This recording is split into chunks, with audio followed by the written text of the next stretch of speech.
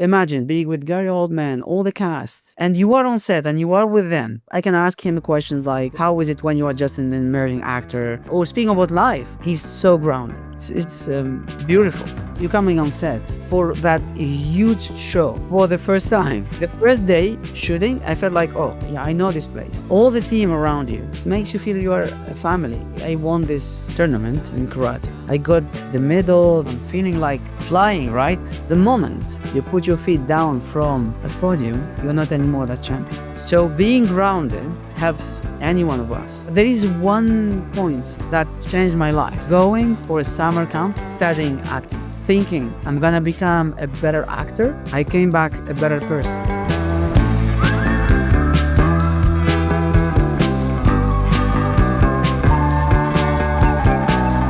Hey everyone, I'm Billy and welcome back to Half the Picture. I'm so stoked to say that our guest this episode is actor Monty Ben, who most recently featured in Slow Horses opposite the amazing Gary Oldman. Now, Monty isn't just an actor, he's also a karate world champion, so I mean, of course I'd bring that up in the interview. Monty was such a pleasure to speak to, and it was so great hearing about his experience on set. I think you're really going to enjoy this chat. By the way, don't forget to like and subscribe to the podcast, as it really helps us get more amazing guests like Monty on the show. So, without further ado, let's roll on my conversation with Monty Ben. Enjoy.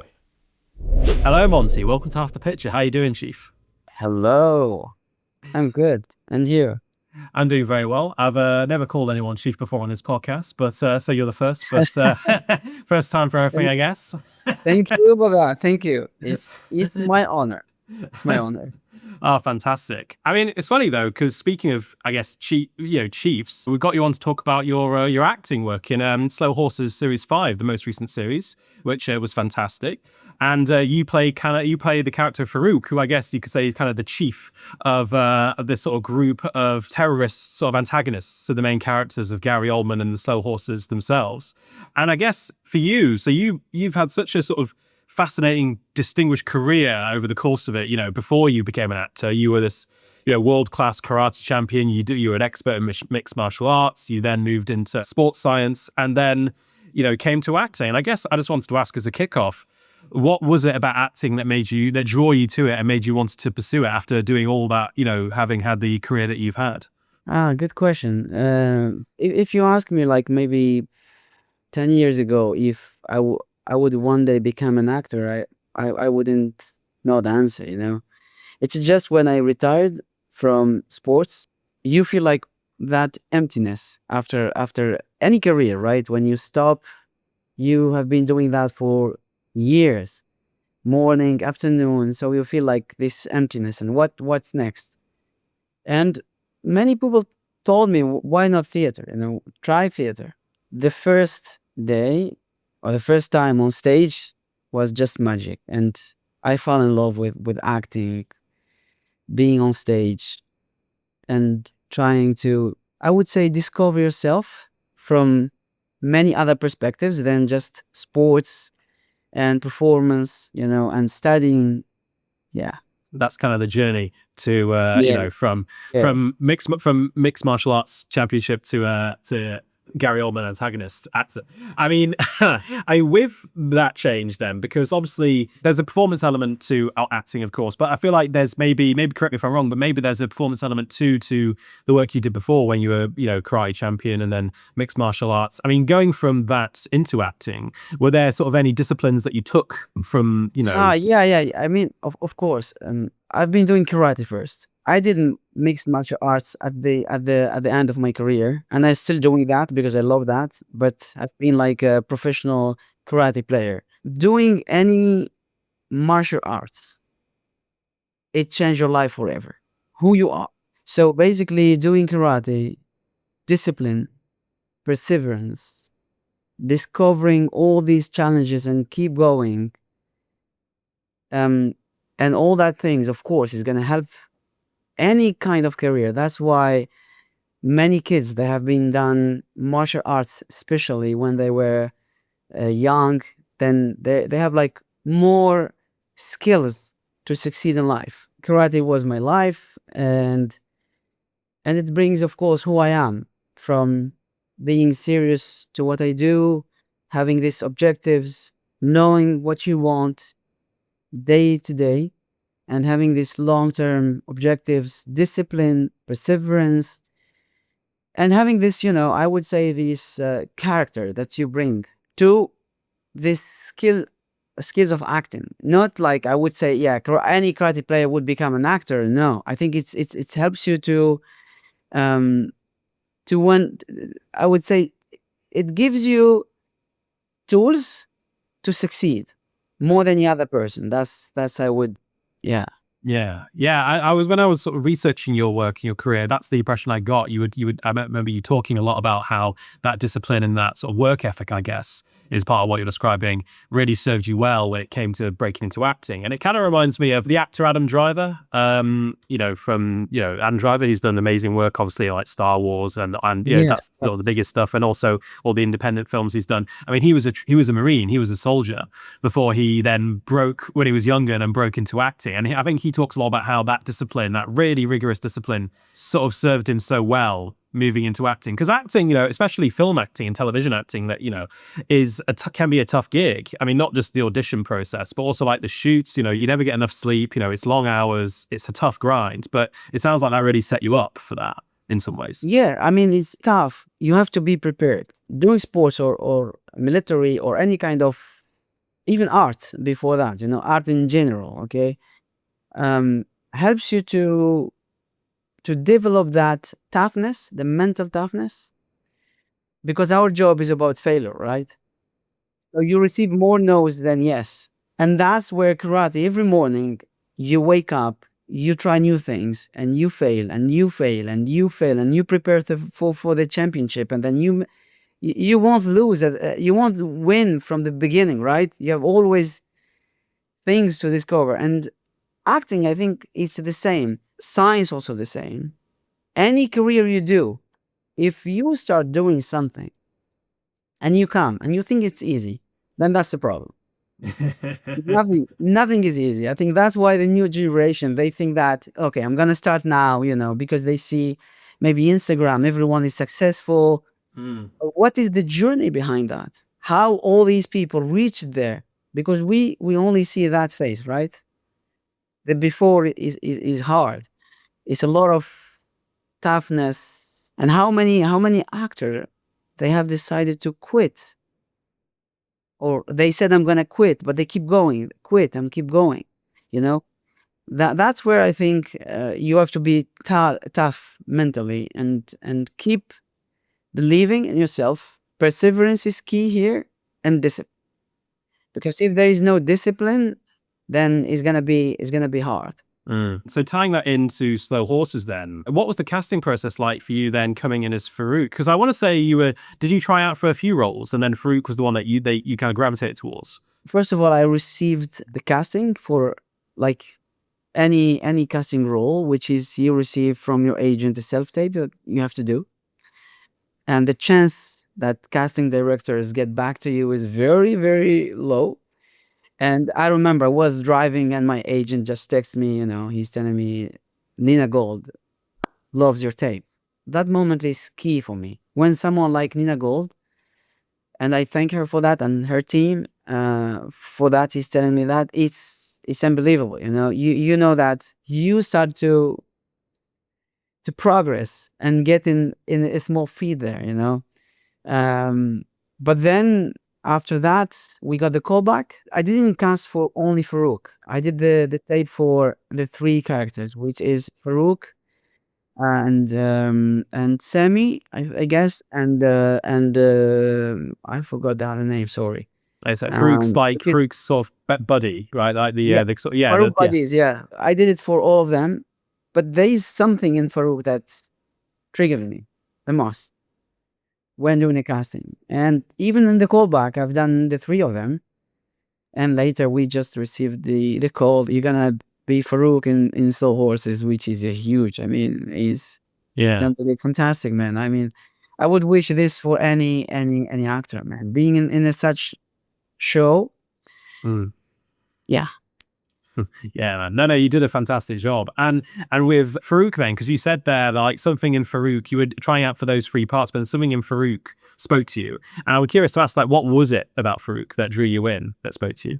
I mean, when you read Farouk on paper, you would feel this fearless toughness, and kind of two-dimensional, right? But when you really play it, so first when you read it, you haven't played yet, you haven't analyzed yet, you haven't do the job yet behind the stage, before doing this the tape, and then you start to understand who is Farouk. Then you have a three-dimension, right? That's where it starts to any kind of paper start to speak, and you bring the character to life. And when I've done that with the two other parts, of course, it was lovely, it was nice. But maybe because Farouk, for me, was the most challenging for me to do it. Sami has, for example, had more. There is human being in it. He says doesn't want to do this, but at the same time he wants to do it. But Farouk, he's very determined. So it's gonna be hard to bring him alive and make him why he's doing that, why he's killing this, killing that, and doing that, and see the human behind it. That's the thing that challenged me and it spoke to me.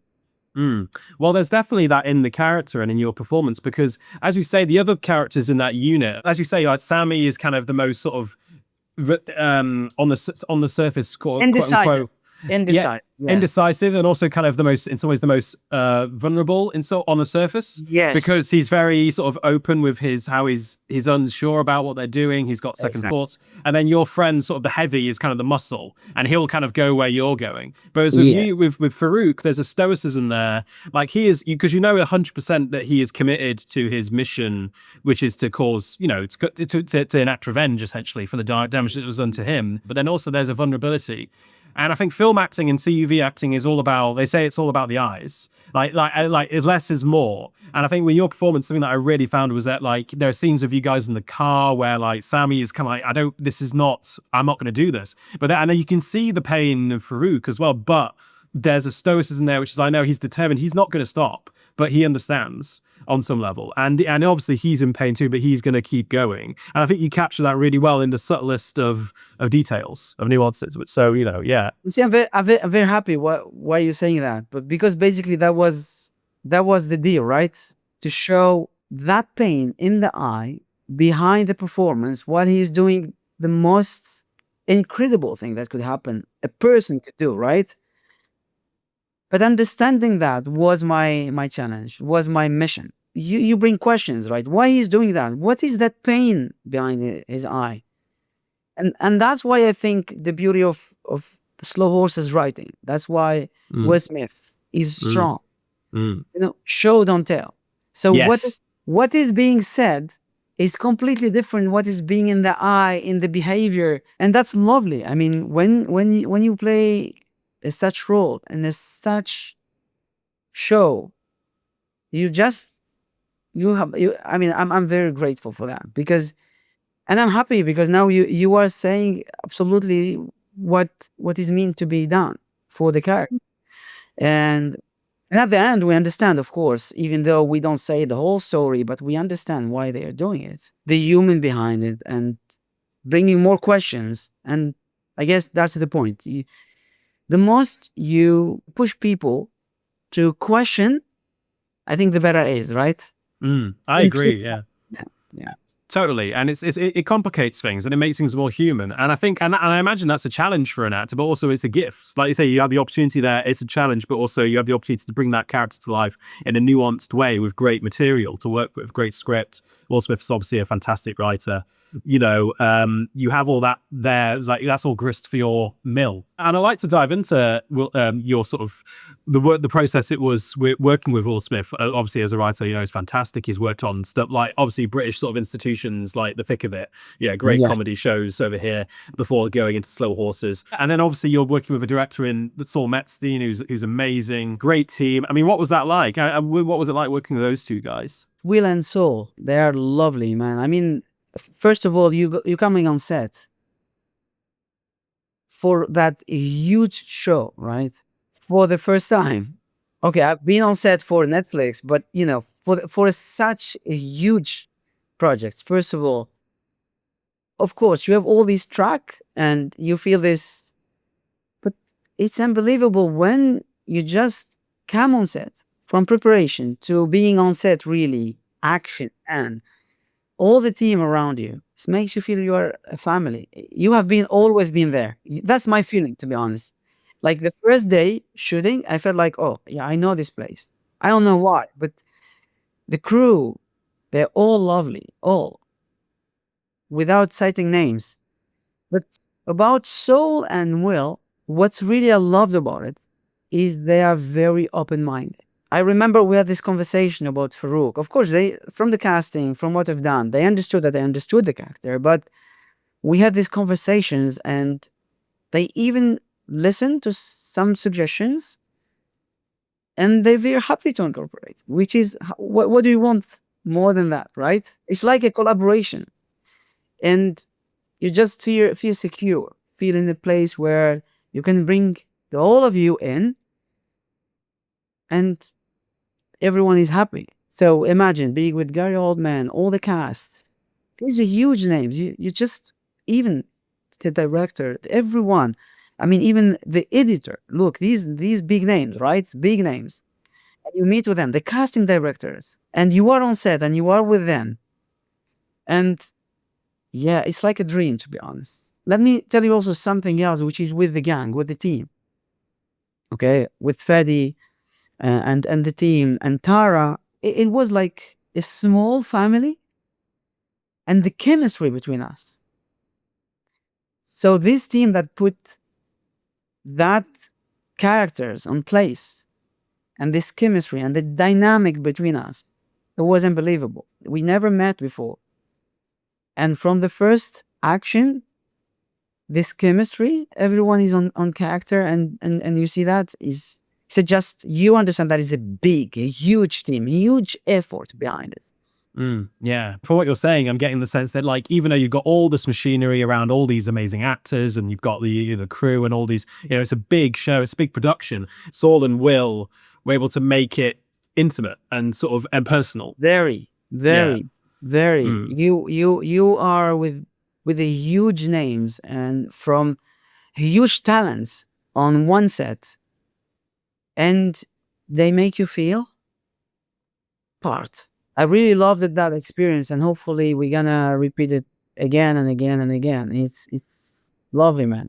Yeah, man. No, I'm sure. I'm sure you will. I mean, because like I say, you were so good in the series, and you said something earlier where, like, where you said that, like, being an actor and also linking that back to your previous career in karate and martial arts, there's a sense of, like, you might go out there and something might go wrong, you might make a mistake, or someone else might make a mistake, but that's okay, because, like, it's all about sort of making mistakes as much as as the successes. I've heard people say that similar with acting and, like, being on set, is that, like, some of the best sets are the ones where you feel like it's okay to mess up, and all in the service of finding something truthful or something great. That's where communication comes in place. I remember the first day on set, for the first time I'm meeting Will Smith and Soul. We were just talking like life.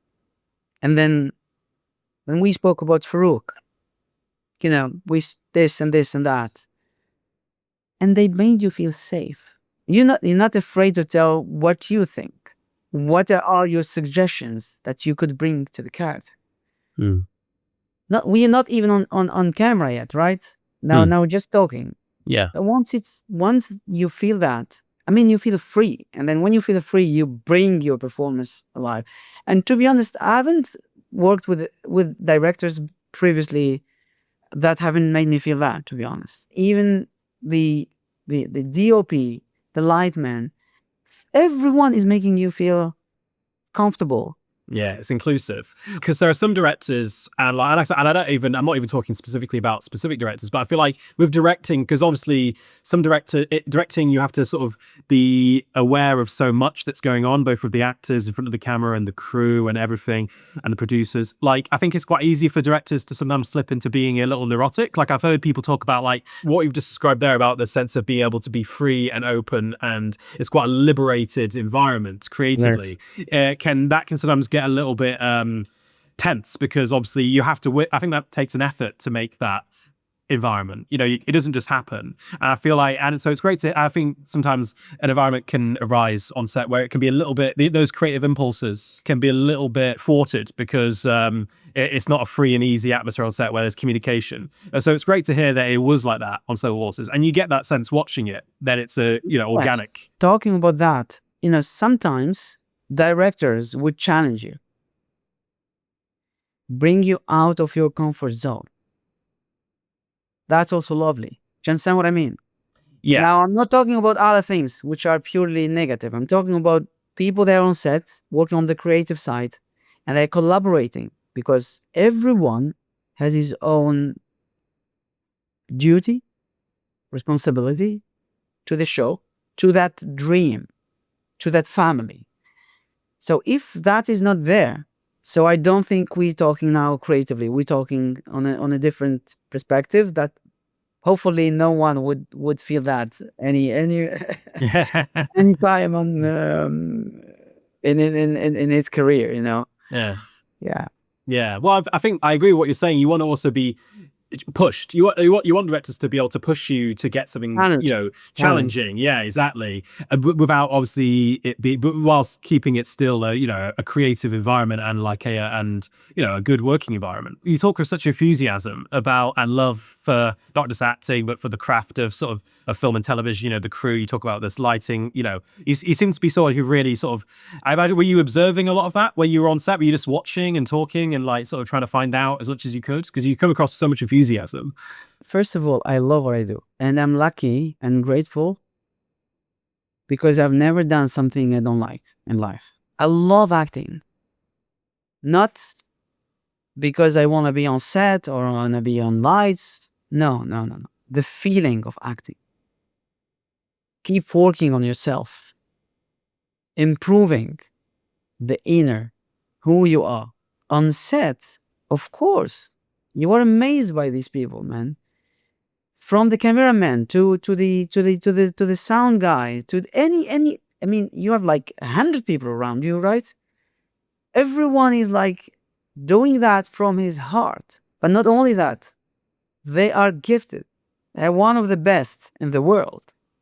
So you have something to learn from them, right? Of course, I would observe. Sometimes I go just to watch Gary Oldman preparing, or sometimes scenes are lovely to watch because they set in a different perspective or a challenging way. You would love to see how they have done it. I think one of the skills that an actor should have is observation, right? And listening. Not only on set, in life in general. Because that's our background, that's our mechanism, how we can get all these informations for our imaginary world, right? But when you are on set, then you have people that they like you, they're doing what you do. How they do that? Okay, watch that. Oh, you've done that this way, but why? Wow, I could do that maybe, and that's make you progress. I've been a world champion. I've been on the podium for the world championship. I've got many things in life. Got the best thesis in France. But there is one point out of many that changed my life. He's going for a summer camp for 3 months in New York, studying acting at the Esper Studio. I mean, I went there thinking I'm gonna become a better actor. I came back a better person, and then I think that's the beauty of acting. That's what is nourishing me. Yeah, well, I think it's all grist for your sort of mill, I guess, as an actor. You have to be obviously be able to acting is reacting, as they say, and it's listening. And so you mentioned something there which I'd like to touch on, which is and go deeper on, which is so obviously as one of the antagonists of the series, you're up against Gary Oldman and his team of slow horses, and obviously the park with Kristin Scott Thomas. Some of the actors that you're opposite, are some of the Britain's finest, if not the world's finest, like Gary and Kristin. I think you mentioned it, but like, so you would go and watch them prepare. You would go and watch the work, even though obviously you weren't in scenes together. You would go and watch them and talk to them. Yeah. Oh, great. What was that like? Yeah, it's lovely, man. You feel like every day confirming that any person who is huge, who have done achievements, he's so grounded. Any person. And I bet you about that. They don't make you feel like, oh, they're, no. Sometimes they made you feel like even they are less than you. I mean, it's unbelievable. When you speak with them, it's like, you are talking to normal people, and they're here to help you. They're here to share with you. I'm telling you, it's a blessing to be on set for that show. It's not because I've been part of it. No, I'm honest. I wouldn't have said anything about it if it wasn't the truth, but it is the truth. Yeah. And what were some of your conversations with, say, Gary? Like, so you say you chatted to him, and did he talk to you about? Did you talk about acting? Did you talk about, what Well, kind of things did you?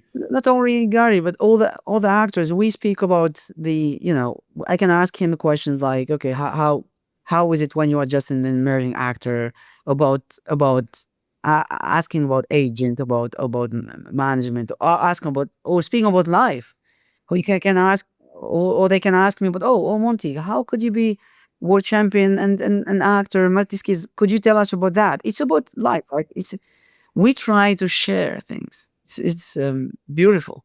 No, yeah, I mean, it sounds like such a great environment to work in. And going back to Farouk then, because we've talked about how that performance, and that character, he has that stoicism and is very committed, obviously, to what he's doing, but also he has that very subtle vulnerability, which he captures so well. And I mean, obviously, but as you say, he's doing sort of, he's committing very sort of tough, Yes, horrific acts, and of violence, and I guess with him, and I'm curious to know, was it at all challenging on that front, bringing it into life? Because I've heard actors say, playing a character, you obviously sort of try and see from that character's point of view, and judging the character objectively, that's where the problems start, of like going, oh, I don't like this person. But with you, was it just like, right, okay, I'm bringing it into life, I need to see from his perspective, no, that's it? I mean, was that what it was like for you? look, I don't know why, but the majority of my castings or roles are for antagonists. Okay.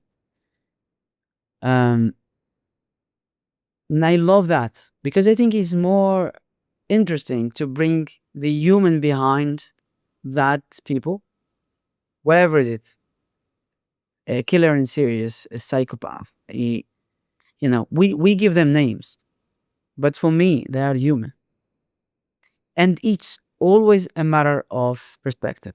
I don't think if you ask anyone that you would judge as a criminal, or as you are, no, not as you, but you, as we, as people, as a criminal, or as a villain, or as, I don't think they would think for a second that you're right. And now when it comes to Farouk, or to any character that we prepare, the first thing to do, no judgment. The character is you. It's your responsibility. The character is there to bring something to the audience, to provide a message, and that's where you bring your experience to the character, and then you become one. And that's where Farouk, you would see the pain, even though you don't understand why.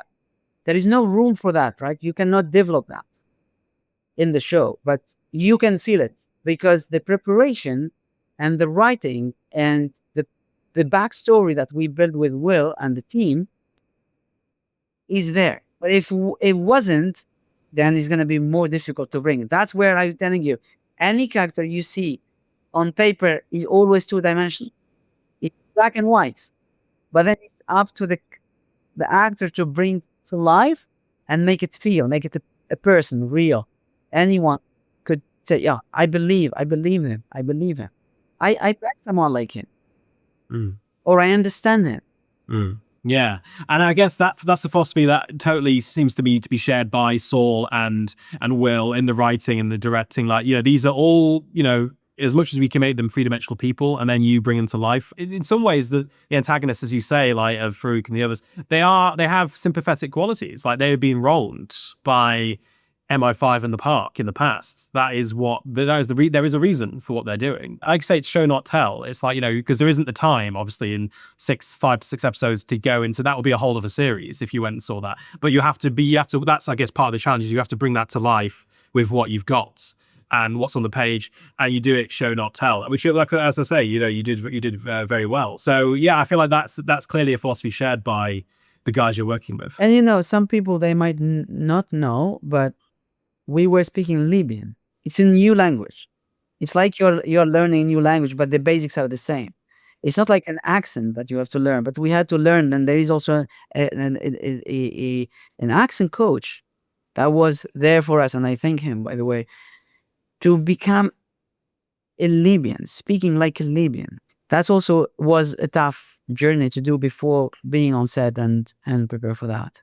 And with so talking about your sort of obviously the work you've done in the film and television industry so far, and then obviously your background in karate. I mean, do you feel like your experience not only do you feel like your experience has given you sort of the discipline and the work ethic and the approach that sort of translates well to acting? Do you feel like it's also giving you, because when I was doing my research, I heard that you've got a few projects in the pipeline, that one of which you're writing, and like you've got work that you're obviously very passionate about. Do Yeah. you find like coming from that background of being such a sort of world-class karate champion and like working in sports science, the Olympics and mixed martial arts, do you find that gives you a bit more, I guess, clout in Hollywood or film, TV? Does it give you a bit more, I guess, muscle? I think it gives me the tricks maybe and the experience, because any career, any journey, let's call like a journey from sports or science or any kind of other industry or acting. Some people they think being successful when they reach one goal. Who could say, okay, I'm successful today? Who? Maybe when someone dies, they would maybe judge him by being successful, right? After a long journey. So I think it's about that journey that you're going to try to enjoy and never give up, but also because you don't have any other choice but succeeding and keeping going that journey. So failure doesn't exist, right? If you have that option that you're not going to do anything in life, unfortunately. So that option doesn't exist. You have only one option, one goal. Keep going, enjoying, learning, failing, rebuilding, failing, rebuilding. And failure is part of that journey, right?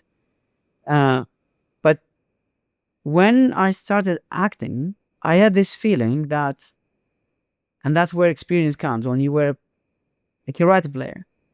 Either you wait for the opportunity to come to you, or you create it. Either I wait and I receive castings for the roles that they have them see me in it, which is fine, which is I love.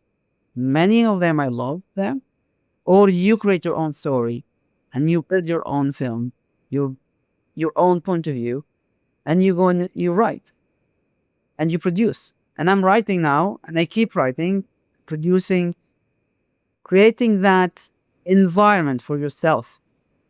So create opportunities for you. Hopefully that's gonna lead to something. And even if it doesn't lead, I don't think about that as an end in itself. I am enjoying, I'm building, I'm learning, because when you write, you're better at analyzing the characters. Sometimes the dialogue itself, maybe it sounds, then you have the skill to maybe to suggest some changes in the dialogue because the character wouldn't speak that. But if you haven't done that exercise at home and failed many times, so how are you going to succeed? So yeah, I'm trying to do that again with love and not waiting, just keep doing.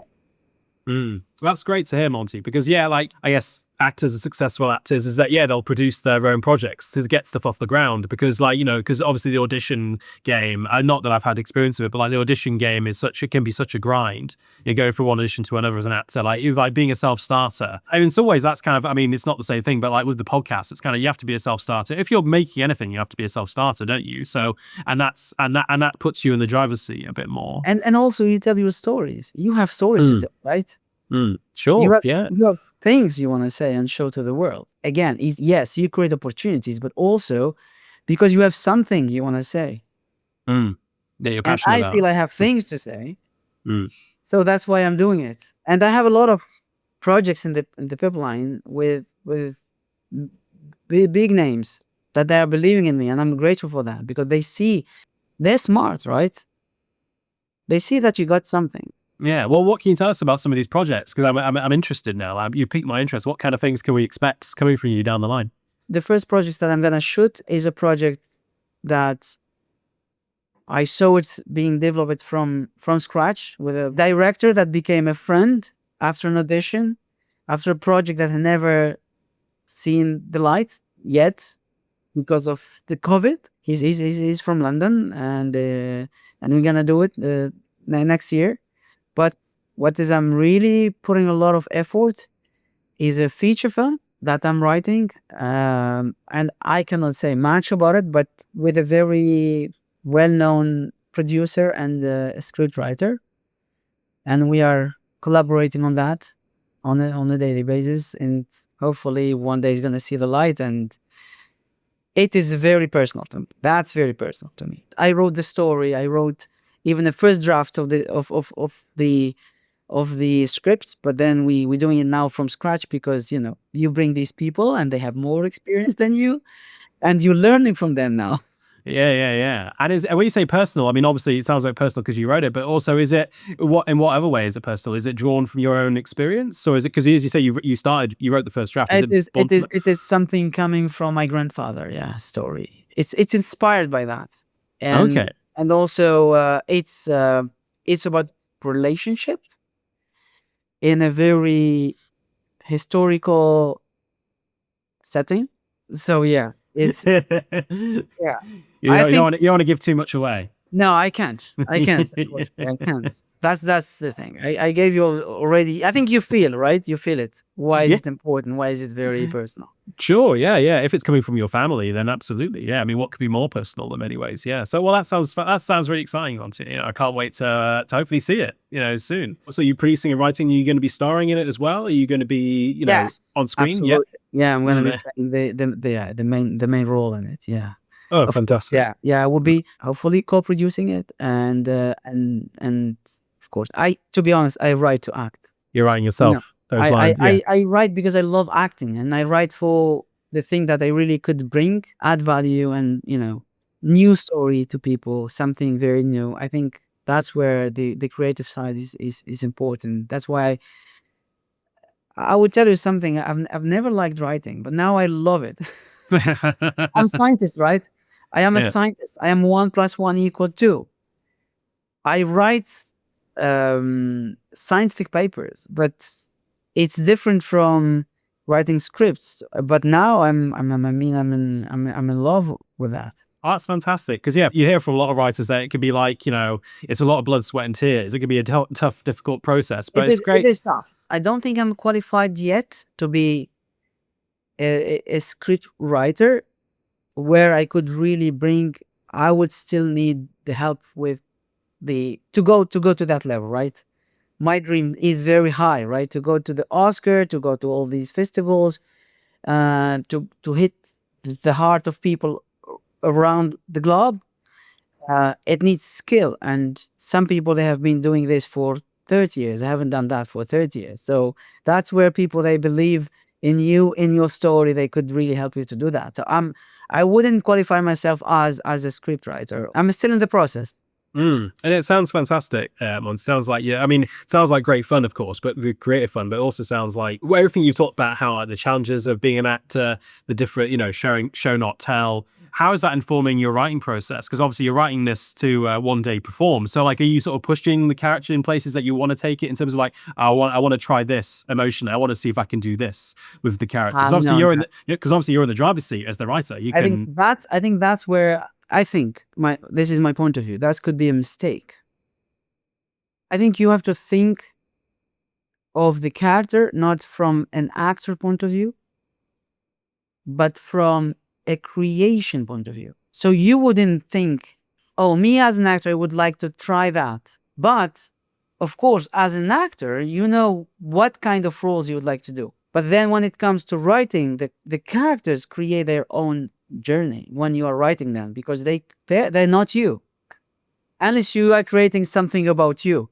I think you need to remove the heart of actor and go to write the show, not thinking about the space that you're gonna do in the show or you're gonna be the main or the second. No. It's the story. How could you inform the story the best way? How the actor could be unique in a way, and that's the process. Once it's done, once we finish, we remove the hat of the writer, and then we go back to acting. That's thing. Mm. That's great to hear because I think I've gotten the impression from certain actors who obviously produce and write that like they're sort of it is they're doing that with their actor hat on, not with their storyteller hat on. And I think what you're saying is that like the important thing here is what's important to the story and the characters. It's not about what can I do as an actor in this role. How can I, coming at it from that point of view. It's more like no, Yes. what's in service of the story and the characters. And for both places as an actor or I think somehow you need people around you. We cannot do this alone. That's where, for example, I've worked with the director of Moses. He's a great director, a huge Benjamin, and I've learned a lot of him, and we're still friends, and we keep talking. It's how you create this environment for you where it brings. And the producer, maybe in another show, that could come and, yeah, I like the way you think. I like there's something in you and you can bring. Again, I'm very grateful to the people I've met since I was young to today that bring today who I am. Yeah, well, it's refreshing to hear as well, and I think that because I think one of the things you'll talk about, correct me if I'm wrong, but is kind of an idea of humility, of being sort of grounded and being sort of and having that perspective, which you talk about like Gary on Slow Horses had, and the other actors and the crew. It was all about having obviously done the incredible things they've done. They're still very grounded and very sort of objective about what they do, which is and yeah, it's lovely to hear. That as well. I will tell you a personal story, okay? I was very young, and I won this tournament in karate. I was very, very young, and I got the medal, the cup, and then I'm getting down off the podium. I'm feeling like flying, right? My coach told me something that is still with me all the time. He told me, yeah, you won. So what's your feeling? I said, yeah, I'm the strongest. I'm still young, right? I am that. I am that. He told me, the moment you put your feet down from that podium, you're not anymore that champion. You have to again work and defend your title. And if you feel that you're still there, then someone else is gonna take that place very soon. So being grounded and having that dream helps any one of us to achieve. Otherwise, in anything, if you feel that, okay, I achieved that, or I reached there, or I think that's the moment you die. Because you cannot learn. You cannot listen. If you think you are best, so what else? Yeah, it's like where else? If you're stuck in that mindset, it's almost like you've cut yourself off because it's like where else is there to go? And there's always somewhere else to go, right? There's always some There's other always mistake to something make. new to learn. I mean, you can learn from a kid. Sometimes a kid can tell you something. Wow, what did you say now? And it's a lesson of life. That's why we live, right? We keep learning. We keep enjoying. We keep that process of nourishing ourselves from all point of view, trying to be a better version of ourselves.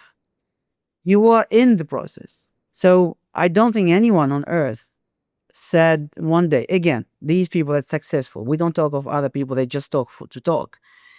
Look at these examples. Muhammad Ali Clay, Bruce Lee, all these, Michael Jackson.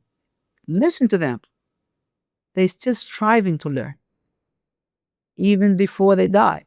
I mean, you mentioned Bruce Lee there, of course, an icon of martial arts cinema. I mean, because I hear what you're saying about how you're so enthusiastic about like the various projects you've got on the go, and how and this project that you're writing sounds like it's a period piece set, is in a historic piece. I want to say, like, are there any genres that you're particularly keen on sort of exploring as an actor or as a writer? I mean, like, would martial arts be one, or would you rather go somewhere else, like in another direction? No, I'm very.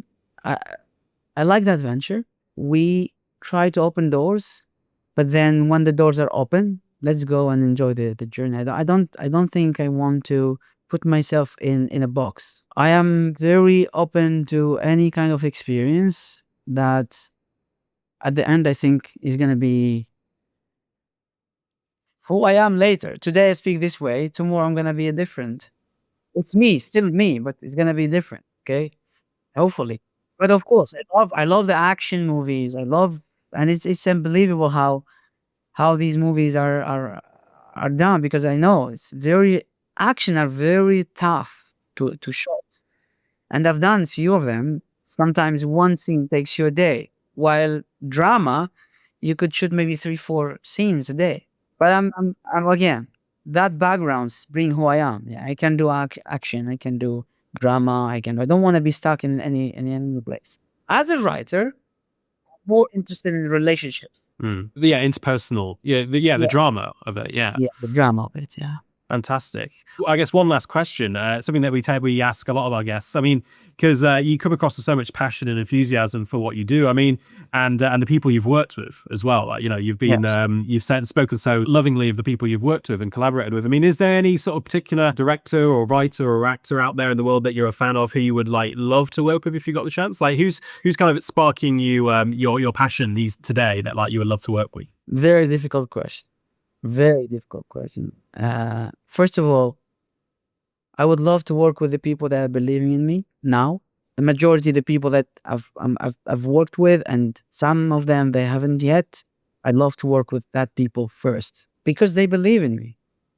They believe in who I am. Now, as an inspiration, as a dream, as looking high, these big names. I don't want to also say one name or two. There are lots who inspires us, like from actors to showrunners, to writers, to directors. There's not only one. I don't have like one person I would like to work with. I would be open to that opportunity and go and learn and show what I'm capable of and see who I am and discover that more and more.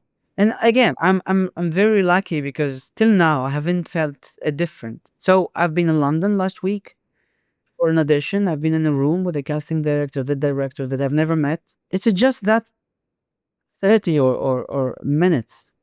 You feel free already, We today actors, we are lucky to have all these people around us that they are not only one of the best talented, creative, but also very human. And I would love to keep that. Well, that's what makes it all, I think Ray Bradbury said, like, art is all about the asides. It's all about, I guess, like you say, what it means to be a person, what it means to be, a human being. So hopefully we can, look forward to seeing much more, more of that from you, soon. Thank you secondly, now, thank you for this lovely interview. I'm also learning, you see. This is one of my first in English. Wow. Yeah. Wow, you did very well. So thank you. So, thank you. So again, even just a simple interview, you learn of it, then you're gonna improve next time or whatever, right? So thank you for this opportunities. Thank you for taking the time and for this beautiful question and also for this safe place. My pleasure, Monty. I mean, like you said, I mean, like you're always learning, and I'm always learning. Like, I'm learning every single one of these. I'm learning. So, and learning how to listen and how to respond, naturally. So, no, this was so much fun. This was such a blast, Monty. Well, thank you so much for coming on Half the Picture, Monty. This was such a pleasure, and I can't wait to see what you've got coming up next for us in the pipeline. Thank you so much for this nice interview. My pleasure. Our pleasure, sir.